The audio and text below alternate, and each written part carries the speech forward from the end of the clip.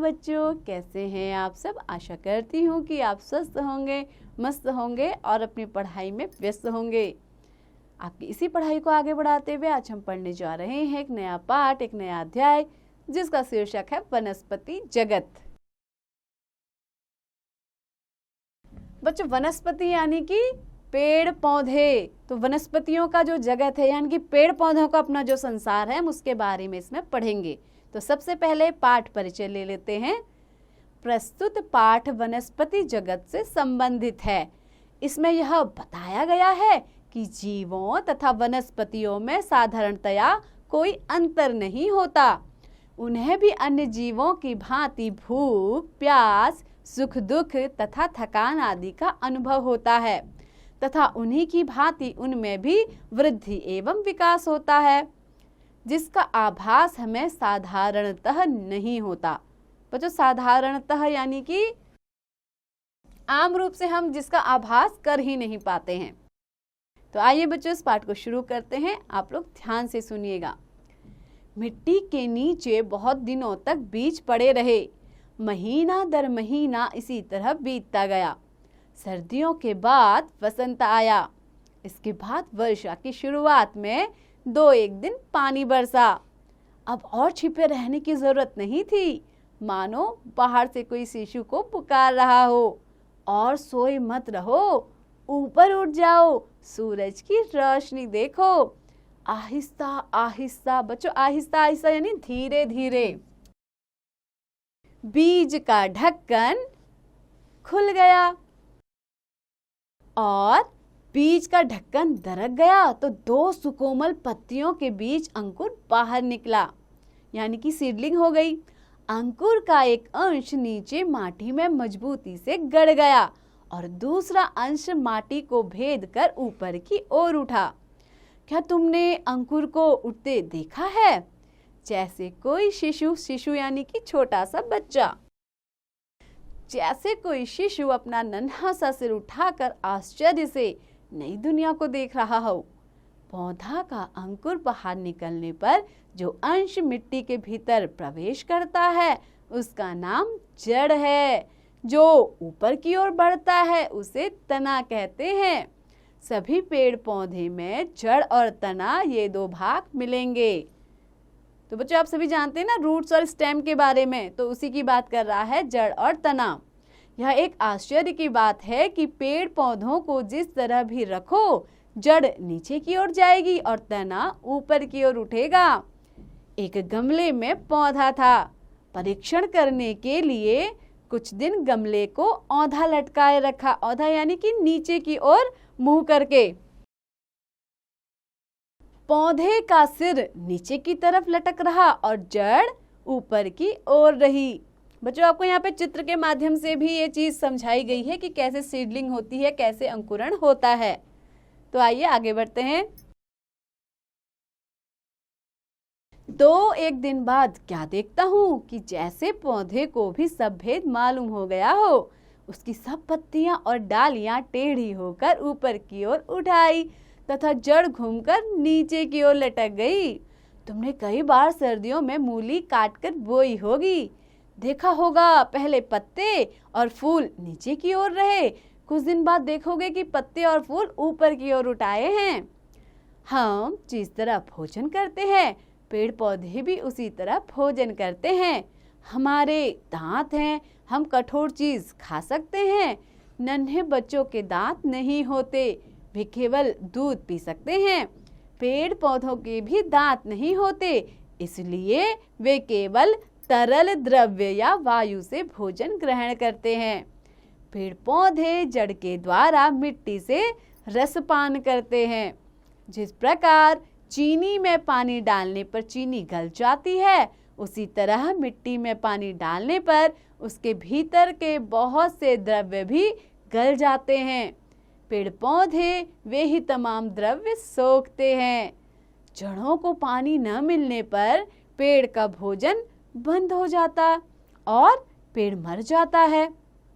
दूरबीन से अत्यंत सूक्ष्म पदार्थ स्पष्टतया देखे जा सकते हैं। पेड़ की डाल अथवा जड़ का रस यंत्र द्वारा परीक्षण करके देखा जा सकता है कि पेड़ में हजारों नल हैं।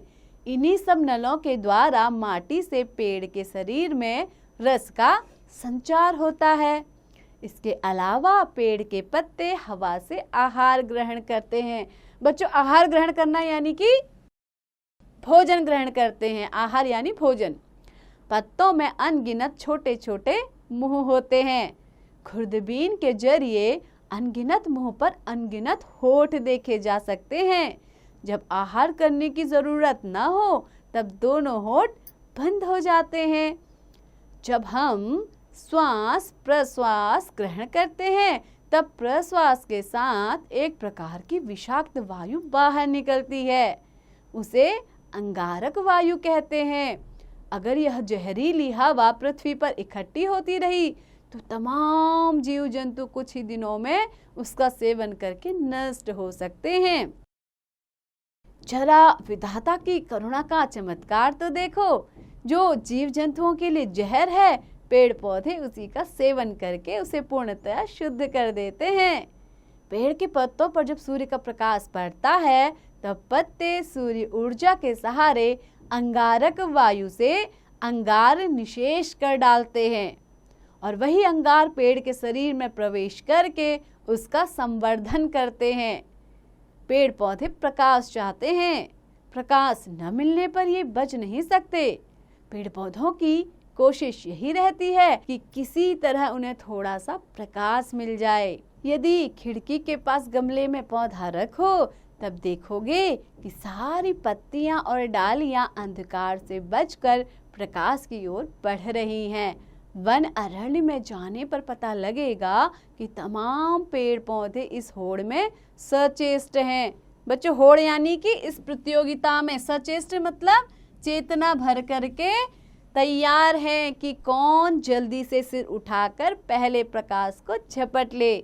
बेल लताएं छाया में पड़ी रहने से प्रकाश के अभाव में मर जाएंगी, इसीलिए वे पेड़ों से लिपटती हुई निरंतर ऊपर की ओर अग्रसर होती रहती हैं। अग्रसर होना, आगे की ओर बढ़ना। अब तो समझ गए होंगे कि प्रकाश ही जीवन का मूल मंत्र है। सूर्य किरण का स्पर्श पाकर ही पेड़ पल्लवित होता है। पल्लवित होता है यानी कि उसका पोषण होता है। पेड़ पौधे के रेसे रेसे में सूरज की किरणें आबद्ध हैं। ईंधन को जलाने पर जो प्रकाश और ताप बाहर प्रकट होता है वह सूर्य की ही ऊर्जा है। पेड़ पौधे और समस्त हरियाली प्रकाश हथियाने के जाल हैं। पशु डांगर पेड़ पौधे या हरियाली खाकर अपने प्राणों का निर्वाह करते हैं। निर्वाह करना यानी कि क्या करते हैं? अपना प्राणों का निर्वाह यानी गुजारा करते हैं। पेड़ पौधों में जो सूर्य का प्रकाश समाहित है वह इसकी तरह जंतुओं के शरीर में प्रवेश करता है। अनाज और सब्जी न खाने पर हम भी बच नहीं सकते। सोचकर देखा जाए तो हम भी प्रकाश की खुराक पाने पर ही जीवित हैं। कोई कोई पौधा 1 वर्ष के बाद ही मर जाता है, लेकिन सब पौधे मरने से पहले संतान छोड़ जाने के लिए व्यग्र रहते हैं। बच्चों, व्यग्र रहना यानी कि बेचैन रहते हैं। बीज ही पेड़ पौधों की संतान है। बीज की सुरक्षा और सार संभाल के लिए पेड़ फूल की पंखुड़ियों से घिरा एक छोटा सा घर तैयार करता है। फूलों से आच्छादित होने पर पेड़ फूल की तरह सुंदर दिखाई पड़ता है, जैसे फूल के बहाने वह हंस रहा हो। फूल की तरह सुंदर चीज और क्या है? जरा सोचो तो, पेड़ पौधे तो मटमैली माटी से आहार तथा विषाक्त वायु से अंगार ग्रहण करते हैं। फिर इस अपरूप उपादान से किस तरह ऐसे सुंदर फूल खिलते हैं। आपने कथा सुनी होगी स्वर्ण मणि की, पारस पत्थर की, जिसके स्पर्श मात्र से लोहा सोना हो जाता है। मेरे ख्याल से माँ की ममता ही वह मणि है। संतान पर स्नेह न्यौछावर होते ही फूल खिलखिला उठते हैं। ममता का स्पर्श पाते ही मानो मिट्टी और अंगार फूल बन जाते हैं। पेड़ों पर मुस्कुराते फूल देखकर हमें कितनी खुशी होती है। शायद पेड़ भी कम प्रफुल्लित नहीं होते। प्रफुल्लित होना यानी कि प्रसन्न होना। शायद पेड़ भी कम प्रसन्न नहीं होते हैं। खुशी के मौके पर हम अपने परिवारजनों को निमंत्रित करते हैं, उसी प्रकार फूलों की बहार छाने पर पेड़ पौधे भी अपने बंधु बांधवों को बुलाते हैं। स्नेह सिक्त वाणी में पुकार कर कहते हैं। बच्चों, स्नेह सिक्त यानी कि प्रेम से भरी हुई वाणी में क्या कहते हैं? पुकार कर, कहाँ हो मेरे बंधु, मेरे बांधव, आज मेरे घर आओ। यदि रास्ता भटक जाओ, संभव है घर न पहचान सको, इसीलिए तो रंग बिरंगे फूलों के निशान लगा रखे हैं। ये रंगीन पंखुड़ियां दूर से देख सकोगे। मधुमक्खी और तितली की पेड़ पौधों के साथ चिरकाल से घनिष्ठता है। बच्चों, चिरकाल यानी कि बहुत ही लंबे समय से, पुराने समय से। घनिष्ठता यानी कि आपस में क्या है? मित्रता है। वे दल बल सहित फूल देखने आती हैं। कुछ पतंगे दिन के समय पक्षियों के डर से बाहर नहीं निकल सकते। पक्षी उन्हें देखते ही खा जाते हैं, इसीलिए अंधेरा घिरने तक वे छिपे रहते हैं। शाम होते ही उन्हें बुलाने की खातिर फूल चारों तरफ सुगंध ही सुगंध फैला देते हैं। पेड़ पौधे अपने फूलों में शहद का संचय करके रखते हैं। बच्चों, संचय करना यानी कि इकट्ठा करना। मधुमक्खी और तितली बड़े चाव से मधुपान करती है। मधुपान यानी कि शहद को क्या करती हैं? ग्रहण करती हैं। मधुमक्खी के आगमन से पेड़ पौधों का भी उपकार होता है। तुम लोगों ने फूल में परागकण देखे होंगे। मधुमक्खियां एक फूल के परागकण दूसरे फूल पर ले जाती हैं। परागकण के बिना बीज पक नहीं सकता। इसी प्रकार फूल में बीज फलता है। अपने शरीर का रस पिलाकर पेड़ पौधे बीजों का पोषण करते हैं। जब अपनी जिंदगी के प्रति उनमें मोह माया नहीं रहती, संतान की खातिर पेड़ तिल तिल कर सब कुछ लुटा देता है। जो शरीर कुछ दिन पहले हरा भरा था, अब वह बिल्कुल सूख गया है। अपने ही शरीर का भार उठाने की शक्ति क्षीण हो चली है। पहले हवा बयार बहती हुई आगे बढ़ जाती थी। पत्ते हवा के संग क्रीड़ा करते थे। क्रीड़ा करना यानी कि पत्ते हवा के संग खेला करते थे। छोटी छोटी डालियां ताल ताल पर नाच उठती थी। अब सूखा पेड़ हवा का आघात सहन नहीं कर सकता। हवा का मात्र एक थपेड़ा लगते ही वह थर थर कांपने लगता है। एक एक करके सभी डालियां टूट पड़ती हैं। अंत में एक दिन अकस्मात माने अचानक से पेड़ जड़ सहित जमीन पर गिर पड़ता है। इस तरह संतान के लिए अपना जीवन न्यौछावर करके पेड़ समाप्त हो जाता है। बच्चों, कैसा लगा आपको ये पाठ? आशा करती हूँ कि आपको ये पाठ बहुत पसंद आया होगा और आपने वनस्पतियों के बारे में बहुत सारी नई नई जानकारियाँ भी प्राप्त की होंगी। तो बच्चों, इसके लेखक थे जगदीश चंद्र बसु, जो एक महान वैज्ञानिक भी थे। तो बच्चों, इसी तरह पढ़ते रहिए, आगे बढ़ते रहिए और हाँ, इसका अभ्यास भी जरूर कीजिए।